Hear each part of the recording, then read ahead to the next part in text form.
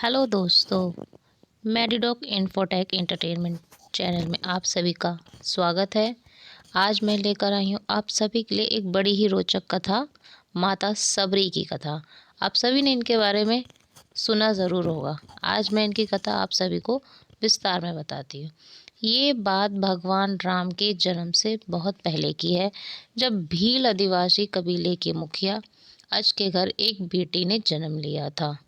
उनका नाम श्रमणा रखा गया था और कालांतर में उन्हें सभी सबरी के नाम से जानते थे। माता सबरी की माँ इंदुमती उन्हें बहुत प्यार करती थी और सबरी का व्यवहार भी पशु पक्षियों के प्रति बहुत ही प्यारा था। उन्हें पशु पक्षियों के साथ खेलना, बातें करना बहुत ज़्यादा पसंद था। वे उनकी भाषा समझकर उनसे घंटों बातें किया करती थी। जब सबरी की माँ उन्हें देखती थी, वो कुछ समझ तो पाती नहीं थी, लेकिन उनको ये बात तो समझ में आई थी कि उनकी बेटी नेचर से बहुत प्यार करती है। कुछ समय बाद एक पंडित ने सबरी के परिवार में आए और उनके परिवार को बताया कि आपकी बेटी आगे चलकर सन्यासी बन सकती है। इस बात का जब पता उनके पिता को चला तो उन्हें बड़ा ही दुख हुआ। उन्होंने सोचा क्यों ना मैं अपनी बेटी की शादी कर दूं, जिससे वो घर परिवार में व्यस्त हो जाएगी, और उन्होंने उनकी शादी तय कर दी। सबरी के घर वालों ने बहुत सारी बकरियां और अन्य जानवर घर के पास लाकर बांध दिए थे।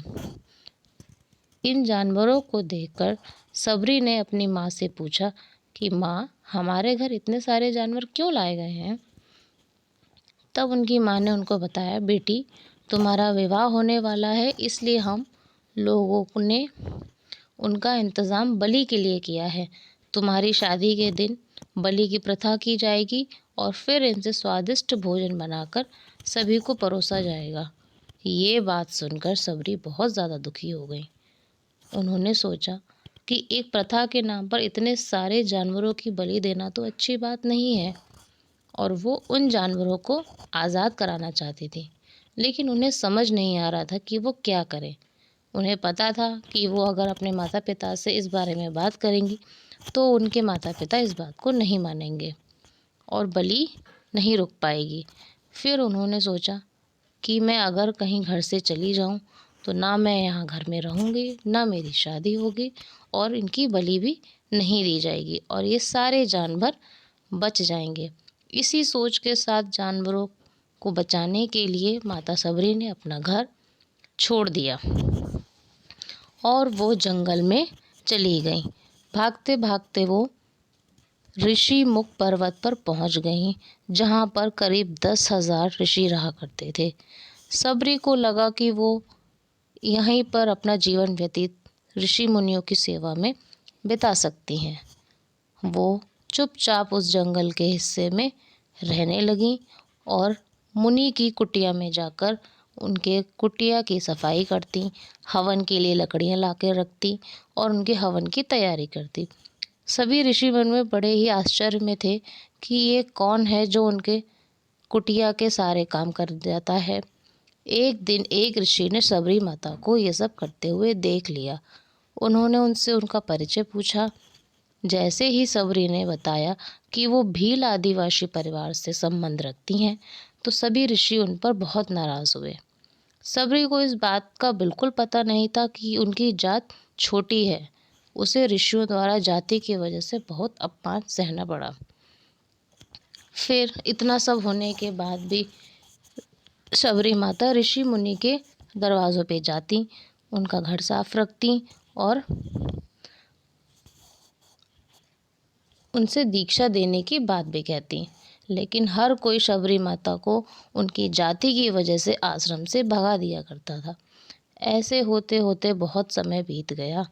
एक बार माता सबरी मतंग ऋषि की कुटिया में पहुंची और उनसे दीक्षा प्राप्त करने की मांग की, और ऋषि ने खुशी खुशी उन्हें गुरुकुल में रहने दिया और उन्हें ज्ञान दिया। सबरी माता ने उनके सारे गुणों को अपनाया और उन्होंने उनकी बहुत सेवा करी, और वो उनके सारे काम बड़े खुशी खुशी करती थी।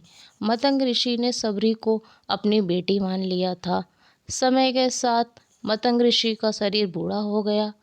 उन्होंने एक दिन सबरी को अपने पास बुलाया और कहा, बेटी, मैं अपना देह त्यागना चाहता हूँ।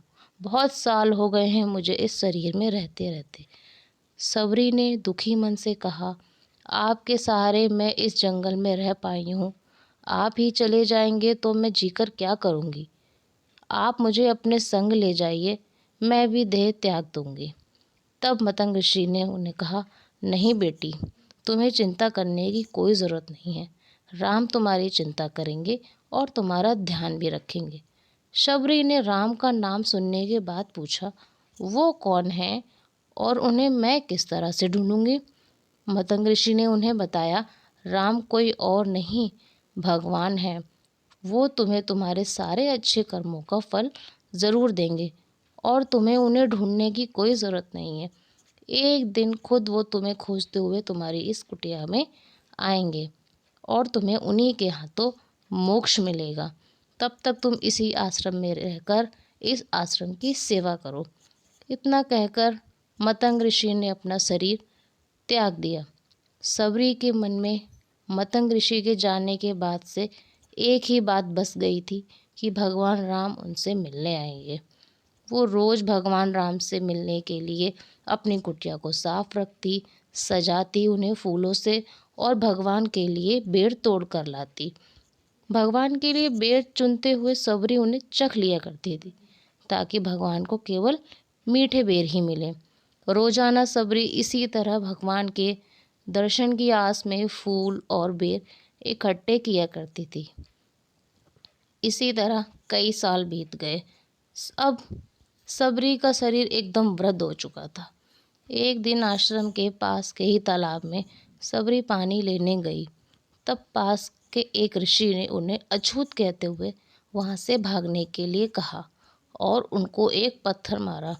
वो पत्थर जब सबरी को लगा तो उन्हें चोट लग गई और खून बहने लगा और उनके खून की कुछ बूंदें उस तालाब में गिर गईं। तभी पूरा तालाब का पानी खून में बदल गया। ये सब होता देख ऋषि ने सबरी को बहुत डांटा और कहा कि तुम्हारी वजह से ये सारा पानी खराब हो गया है। और सबरी वहाँ से रोती हुई वापस चली गई। रोज ऋषि उस पानी को साफ करने के लिए अपनी कई विधियों का इस्तेमाल करते और कई जतन करते, लेकिन कुछ नहीं हुआ। उन्होंने गंगा जैसी पवित्र नदियों का जल लाकर भी उस तालाब में डाला, परंतु तालाब का पानी साफ नहीं हो पाया। ऋषि बहुत चिंतित रहे।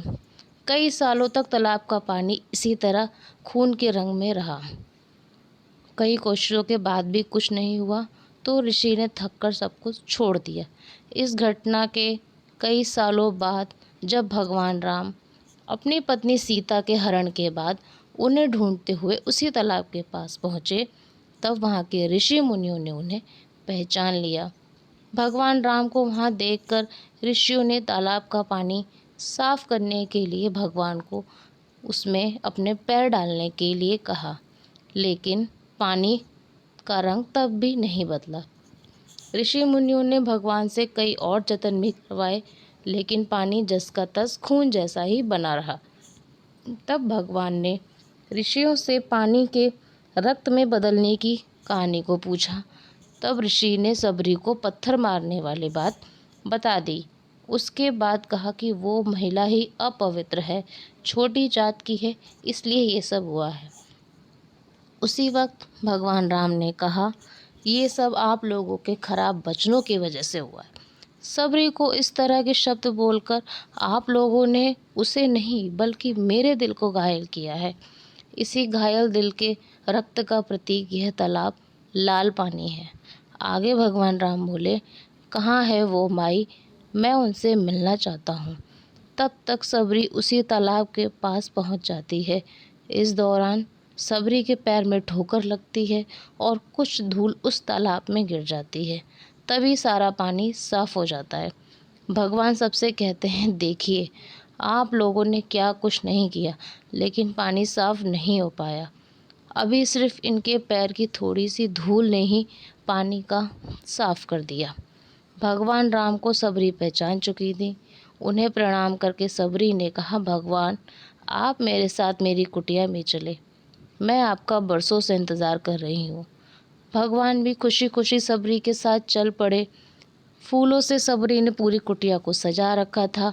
उन्होंने बड़े ही प्यार से राम का स्वागत किया। वो सीधे बेर तोड़ने के लिए भाग गईं और चक चक कर उनके लिए मीठे मीठे बेर लेकर आईं। उन्होंने बड़े ही प्यार से भगवान राम और उनके भाई लक्ष्मण को बेर दिए। भगवान राम ने उतने ही प्यार से उन बेरों को खाना शुरू कर दिया। तभी बेर देखकर मुंह बनाते हुए लक्ष्मण ने कहा, भैया ये बेर तो जूठे हैं, आप इन्हें कैसे खा सकते हैं। तब भगवान ने उन्हें जवाब दिया, लक्ष्मण ये जूठे नहीं बल्कि ये तो बहुत ही मीठे बेर हैं। सबरी माई हम सबके लिए बहुत प्यार से तोड़ कर लाई हैं। इतना कहकर भगवान राम उन बेरों को प्यार से खाने लगे। भगवान ने जाते हुए सबरी माई से कहा, आप मुझसे जो चाहें मांग सकती हैं।